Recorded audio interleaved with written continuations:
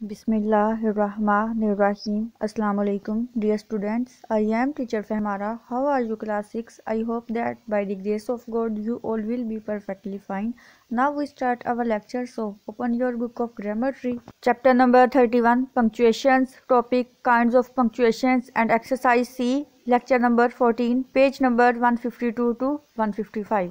बच्चे हम kinds of punctuations को lecture number 12 and lecture number 13 में ऑलरेडी डिस्कस कर चुके हैं, जिनको मद्देनजर रखते हुए हम एक्सरसाइज सी सॉल्व करेंगे। आज हम एक्सरसाइज सी सॉल्व करेंगे, लेकिन एक्सरसाइज सॉल्व करने से पहले हम पंक्चुएशंस की काइंड्स को एक मरतबा रिमाइंड करेंगे, ताकि आपको अच्छे से पंक्चुएशंस की काइंड की समझ आ जाए और आप इजीली एक्सरसाइज को सॉल्व कर सकें। इसलिए बच्चे आपको पंक्चुएशंस की काइंड जो हैं वो अगेन एक मरतबा आपको सारी समझाई जाएंगी। इसलिए आपने अब दोबारा पंक्चुएशंस की काइंड्स को ध्यान से समझना है। समझने के बाद लास्ट पर आपने एक्सरसाइज सी को सॉल्व करना है। Now we start our lectures. Kinds of punctuations. Kinds से पहले हम पंक्चुएशंस का मतलब जानेंगे। पंक्चुएशन का मतलब है वक्फा, ठहराव। पंक्चुएशन किसी सेंटेंस में वक्फा या ठहराव की मदद से अल्फाज को ज़ाहिर करने में आसानी ज़ाहिर करता है जो हम बोलते हैं। पंक्चुएशन सेंटेंस के मतलब को वाज़ेह तौर पर समझाने के लिए भी इस्तेमाल किया जाता है। Kinds of punctuations: the comma, the full stop, capital letters, the semicolon, the colon, the apostrophe. आमतौर पर पंक्चुएशन की ज़ायद इक़साम है, लेकिन हमारे पास 6 इक़साम है। हम 6 को डिस्कस करेंगे। किसी सेंटेंस के मुकम्मल होने पर फुल स्टॉप लास्ट पर आता है, क्योंकि फुल स्टॉप का मतलब ये है कि इस बात का मतलब यहाँ तक कंप्लीट हो गया है। फुल स्टॉप सेंटेंस के आखिर पर आता है। एग्जाम्पल देखें, I have boat a new dress, मैंने एक नया लिबास खरीदा। अब यहाँ पे बात एक मुकम्मल हो रही है, जहाँ पे फुल स्टॉप आ रहा है, यहाँ पे एक सेंटेंस कंप्लीट हो रहा है, इसलिए सेंटेंस के कंप्लीट होने के बाद लास्ट पर फुल स्टॉप आएगा। इसी तरह से नेक्स्ट है आई फिनिश्ड द बुक। इसी तरह से नेक्स्ट एग्जांपल देखें, PM, MA, PhD. Third example में जिस तरह से पीएम के साथ फुल स्टॉप यूज़ हो रहा है, ये तब यूज़ होता है जब हम किसी चीज़ का नेम, किसी मखसूस चीज़ का नेम हम एब्रीवेशन में लिखते हैं, एब्रीवेशन शॉर्ट फॉर्म में लिखते हैं, उस वक्त भी फुल स्टॉप का इस्तेमाल करते हैं। दी कोमा, कोमा किसी सेंटेंस का छोटा हिस्सा होता है। छोटे वक्फे के लिए कोमे को इस्तेमाल किया जाता है। मतलब कि कोमे का ये है कि अगर किसी सेंटेंस में कोमा आ रहा है तो इसका मतलब ये है कि बात अभी मुकम्मल नहीं हुई, बात का बकिया हिस्सा आगे बाकी है। नेक्स्ट एग्जांपल्स देखें। 4 एग्जांपल्स दी गई हैं जिसमें कोमा डिफरेंट तरह से यूज़ हुआ है। फर्स्ट देखें, I have bought carrot, lemon, onion and cabbage, go home, he said, January 15, 2021, yes I finished the book. अब यहाँ पे देखें कि चारों सेंटेंस में, चारों एग्जांपल्स में डिफरेंट तरह से कोमे का यूज़ किया गया है। फर्स्ट एग्जांपल में इसको यूज़ किया गया है जैसे मतलब कि लिस्ट बनाते हैं, सीरीज वगैरह, उस हिसाब से कोमा इस्तेमाल किया गया है। सेकंड एग्जांपल में कोमे को डायरेक्ट कोटेशन के हिसाब से यूज़ किया गया है। डायरेक्ट कोटेशन का मतलब है कोई रिक्वेस्ट करना या कोई ऑर्डर करना वगैरह। थर्ड एग्जांपल में डेट, डे मेंशन करने के लिहाज से कोमे को यूज़ किया। और फोर्थ एग्जांपल में यस और नो का आंसर देकर नेक्स्ट सेंटेंस बोलने के हिसाब से कोमा यूज़ किया। जब किसी पर्टिकुलर नाउन या प्रोनाउन, मतलब ये किसी मखसूस चीज़, जगह या कोई पर्सन का नेम हो, तो उसका फर्स्ट वर्ड जो है वो कैपिटल लेटर में लिखते हैं। जैसा कि पाकिस्तान का पी कैपिटल लेटर में होगा, प्रिंस का पी कैपिटल लेटर में होगा और हीरा का एच कैपिटल लेटर में होगा।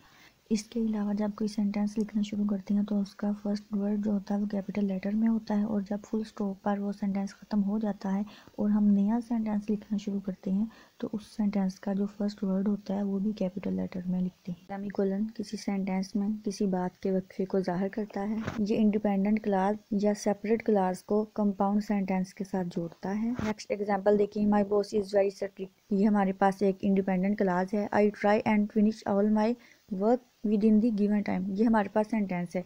अब यहाँ पे क्लास को सेंटेंस के साथ मिलाया गया है और क्लास के बाद यहाँ पे सेमीकोलन को यूज़ किया गया है। नेक्स्ट देखें, दी colon. The colon denotes a पाज। कोलन एक वक्फे को ज़ाहिर करता है। विच इज़ लॉन्गर, जो लंबा होता है यानी कि बड़ा होता है, then both the comma and the semicolon. Comma और सेमीकोलन की निस्बत ज़्यादा पाज इसमें आता है। बट शॉर्टर, लेकिन मुख्तसर होता है, देन दी फुल स्टॉप, लेकिन फुल स्टॉप की निस्बत ये मुख्तसर होता है, कम होता है, शॉर्ट होता है। कोलन को एज आ कोटेशन यूज़ किया जाता है, एज आ सीरीज यूज़ किया जाता है, एज आ लिस्ट बनाने के लिए यूज़ किया जाता है। एग्जाम्पल देखें, all her relatives came for her wedding. उसके तमाम रिश्तेदार उसकी शादी पर आए। ये हमारे पास एक इंडिपेंडेंट क्लास है। आगे नेक्स्ट है, aunts, uncle, sisters, brothers and all her friends. ये एक सीरीज़ है जिसमें रिलेटिव्स को शो किया गया है, जाहिर किया गया है कि कौन कौन आया शादी पर। और यहाँ पे वेडिंग के बाद जो कॉलन यूज़ हो रहा है ये जाहिर कर रहा है कि नेक्स्ट जो है यहाँ पे सीरीज़ या लिस्ट मेंशन की हुई है। Apostrophe, the apostrophe is commonly used for the following purposes. Apostrophe को मुख्तलिफ मकासद के लिए यूज़ किया जाता है। नेक्स्ट यहाँ पे लिखा हुआ है कि मतलब कि किस किस मकसद के लिए यूज़ किया जाता है, देखते हैं हम। फर्स्ट है हमारे पास टू शो पोजेशन, पोजेशन यानी कि किसी चीज़ की मलकियत ज़ाहिर करने के लिए। एग्जाम्पल देखें, माई सिस्टर्स सन इज़ नाउ 16, मेरी बहन का बेटा 16 साल का है।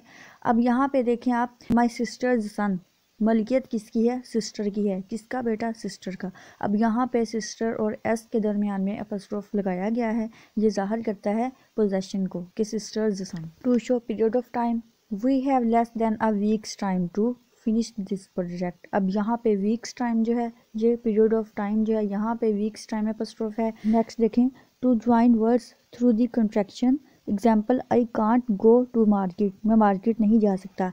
अब यहाँ पे है can not, word can not है, लिखने में कैन नॉट है, बोलने में कांट है। इसको कैन नॉट नहीं पढ़ना, बोलने में आपने कांट ही पढ़ना है। अब यहाँ पे अपस्ट्रोफ जो है वो कैन नॉट यानी कि कांट को शॉर्ट फॉर्म में लिख रहा है, शॉर्ट फॉर्म में लिखने के लिए यूज़ हो रहा है। मीनिंग इसका सेम ही है, चाहे CAN कैन NOT नोट लिखो, चाहे आप CAN अपॉस्ट्रोफ T लिखें, मतलब इनका सेम ही। अब पेज नंबर 155 पर एक्सरसाइज सी देखें। स्टेटमेंट में बोला गया है कि कैपिटल लेटर्स, कोमा और फुल स्टॉप, इन तीनों काइंड्स को मद्देनजर रखते हुए एक्सरसाइज सी सोल्व करेंगे। फर्स्ट सेंटेंस देखें, मुन्ना, फराज एंड आलिया। अब यहाँ पे मुन्ना जो है ये पर्सन नेम है इसलिए एम बड़ा आएगा, कैपिटल लेटर में होगा। फराज पर्सन नेम है इसलिए एफ कैपिटल लेटर में होगा। आलिया का A भी कैपिटल लेटर में होगा। अब ये तीनों जो नेम है मुन्ना और फराज जो हैं ये सीरीज़ में शो हो रहे हैं, लिस्ट में शो हो रहे हैं, इसलिए यहाँ पर मुन्ना के बाद कोमा आएगा। अब फुल सेंटेंस देखें, Munna, Faraz and Alia have come to ask you to the park. अब यहाँ तक हमारे पास एक सेंटेंस कंप्लीट हो रहा है, तो पार्क के लास्ट पर हम फुल स्टॉप लगा देंगे। इसी मेथड को मद्देनजर रखते हुए एक्सरसाइज सी सोल्व करें। Keys of exercise C. Best of luck, take care, अल्लाह हाफिज़।